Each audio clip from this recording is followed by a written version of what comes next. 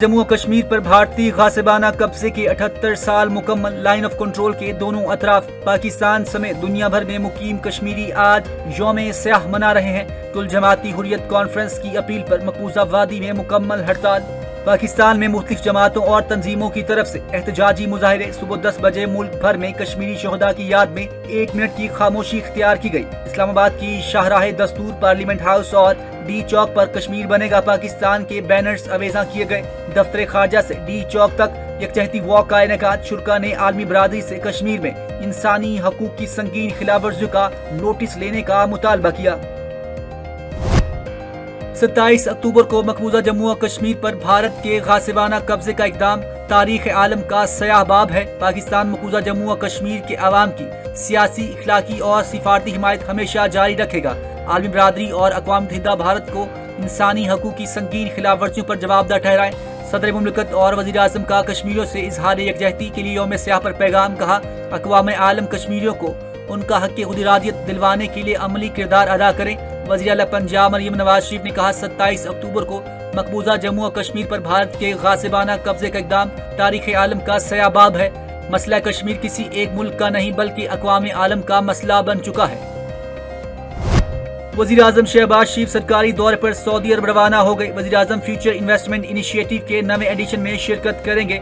वज़ीर आज़म की सऊदी वलीअहद शहजादा मोहम्मद बिन सलमान से मुलाकात भी schedule.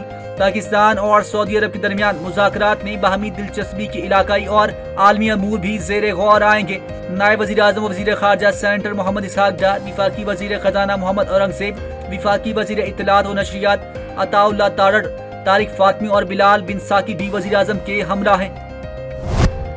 Chairman joint chief of staff committee general Sahir Shamshad Mirza का ढाका का दौरा। बांग्लादेश के अबूरी सरबराह मोहम्मद यूनुस से मुलाकात। मोहम्मद यूनुस ने जनरल साहिर शमशाद मिर्जा को अपनी तसनीफ तोहफे में दी, जिसमें आसाम समेत भारत की रियासतों को बांग्लादेश का हिस्सा दिखाया गया। पाकिस्तानी आला फौजी अहदेदार को ऐसा नक्शा पेश करने पर भारत में हलचल मच गई। बाद अज़ा बांग्लादेश के अबूरी सरबराह ने इस मुलाकात की तस्वीर सोशल मीडिया पर शेयर की, जिन्होंने भारत में शदीद इश्तियाल पैदा कर दिया। नक्शे पर तिलमिलाते भारतीय मीडिया का कहना है, ये नक्शा उन इंतहा पसंद ग्रोहों के नजरिए से मेल खाता है जो ग्रेटर बांग्लादेश के ख्वाब को हकीकत बनाने का दावा करते हैं। पाकिस्तान ने भारत की जानिब से सरकरीब के करीब बड़ी मुश्तरका जंगी मशकों तरशूल के ऐलान पर सख्त रद्दअमल देते हुए अपनी फिजाई हदूद के बाज़ हिस्सों पर 28 और 29 अक्टूबर के लिए अबूरी पाबंदियां आयद कर दी, जिस पर दोनों ममालिक के दरमियान फौजी कशीदगी में नुमाया इजाफा देखा जा रहा है। भारत 30 अक्टूबर से 10 नवंबर तक मशकें जारी रखेगा, जो सरकरीक, सिंध और कराची के साहिली महवर के करीब तकरीबन 96 किलोमीटर तवील समुद्री व जमीनी पट्टी में मुनक्किद हो रही हैं। बलूचिस्तान में दहशतगर्दों की बुज़दिलाना कार्रवाई। डिप्टी कमिश्नर केज की गाड़ी को रिमोट कंट्रोल बम धमाके से निशाना बनाया गया। धमाके में एहलकारों समेत 8 अफराद जख्मी। हमले में डिप्टी कमिश्नर केज बशीर अहमद महफूज रहे। जख्मियों को करीबी अस्पताल मुंतकिल कर दिया गया। थाना रोड पर उस वक्त धमाका हुआ जब deputy commissioner major retired Bashir Ahmed सरकारी मुहाफिजों के हमरा घर से दफ्तर जा रहे थे। तालिबान की तरफ से दहशतगर्दों की सरपरस्ती मंजूर नहीं। दहशतगर्दी के खात्मे के लिए ठोस और यकीनी इक़दाम करने होंगे। तुर्किया में जारी पाक अफगान मुज़ाकरात के दौरान पाकिस्तानी वफ्द का अफगान तालिबान वफ्द को वाज़ेह पैगाम। सिक्योरिटी ज़राए के मुताबिक पाकिस्तान का कहना है कि पाकिस्तानी मौक़िफ़ के बरअक्स तालिबान के दलाइल गैर मंतकी और ज़मीनी हक़ाइक़ से हटकर है। नजर आ रहा है कि तालिबान किसी और 77-78 साल हो गए और वही जुल्म और बर्बरियत उस दिन के बाद आज तक कायम है। मगर मैं इस मौके पर अगर बात न करूं उन मकबूजा जम्मू कश्मीर में रहने बसने वालों उनके जज्बे का, उनके वलवले का, उनकी अपनी मजहब के साथ, उनकी पाकिस्तान के साथ मोहब्बत का तो बहुत ज्यादती हुई। मैं आज उनको दोनों हाथों से सलूट सलाम पेश करना चाहता हूं कि इतने साल गुजरने के बावजूद उनके दिलों में वही जज्बा उसी तरह कायम दायम है।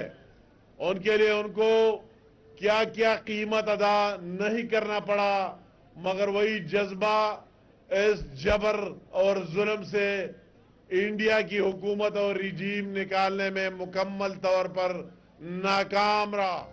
وفاقی وزیر برائے امور و کشمیر و گلگت بلتستان امیر مقام کی کشمیریوں کے ساتھ اظہار یکجہتی تقریب سے خطاب کرتے ہوئے کہا کشمیری عوام اپنے حق خود ارادیت کے مطالبے پر ڈٹے ہوئے ہیں. مقبوضہ کشمیر کے عوام دہائیوں سے بھارتی افواج کے ظلم و جبر کا شکار ہے. 27 اکتوبر کو بھارتی افواج نے سری نگر میں داخل ہو کر جموں و کشمیر پر غیر قانونی قبضہ جمایا. اقوام متحدہ کی قراردادوں کے مطابق کشمیر کی عوام کو اپنے مستقبل کے فیصلے کا حق حاصل ہے. پاکستان کشمیریوں کی سیاسی، اخلاقی اور سفارتی حمایت جاری رکھے گا. ملک کی دفاع مضبوط ہاتھوں میں ہے، مسلح افواج کی پیشہ ورانہ صلاحیتوں پر فخر ہے. وفاقی وزیر اطلاعات عطا تارڑ کی گفتگو. کہا مسلح افواج نے ہمیشہ کسی بھی جارحیت کا منہ توڑ جواب دیا. سفارتی پالیسی کی بدولت دنیا بھر میں پاکستان کو پذیرائی مل رہی ہے. وزیر اعظم کے دورہ سعودی عرب میں مختلف شعبوں میں تعاون پر بات ہوگی. عطا تارڑ نے کہا غزہ میں فوج بھیجنے سے متعلق وزارت خارجہ جواب دے گی. آزاد کشمیر حکومت کے لیے جوڑ توڑ فیصلہ کن موڑ پر 30 سے زائد ارکان اسمبلی ہمارے ساتھ ہیں. پیپلز پارٹی آزاد کشمیر کا نمبر گیم مکمل ہونے کا دعویٰ. کہا گیا کہ مسلم لیگ نون کی حمایت کے بغیر حکومت بنا سکتے ہیں. ذرائع کے مطابق بیرسٹر گروپ کے 5 اور مہاجرین نشستوں کے 5 ارکان پیپلز پارٹی کے ساتھ ہیں. 2 ارکان کی حمایت خفیہ رکھی گئی. دونوں دھڑوں کی شمولیت کے بعد نمبر گیم پوری ہو گئی. پیپلز پارٹی آج پاور شو کے ذریعے اپنی عددی برتری ثابت کرے گی. پیپلز پارٹی کے سینئر رہنما چودھری ریاض نے وزراء کی پیپلز پارٹی میں شمولیت کی بھی تصدیق کر دی. کراچی کے علاقے ناظم آباد میں اسکول وین میں آگ لگنے سے 6 طلباء اور ڈرائیور جھلس کر زخمی. وین میں آگ بھڑکنے کا واقعہ کراچی کے علاقے ناظم آباد میں قباء مسجد کے قریب پیش آیا. زخمیوں کو فوری طور پر سول ہسپتال کے برن وارڈ منتقل کیا گیا. ذرائع کے مطابق وین میں آگ شارٹ سرکٹ کی وجہ سے پیش آیا.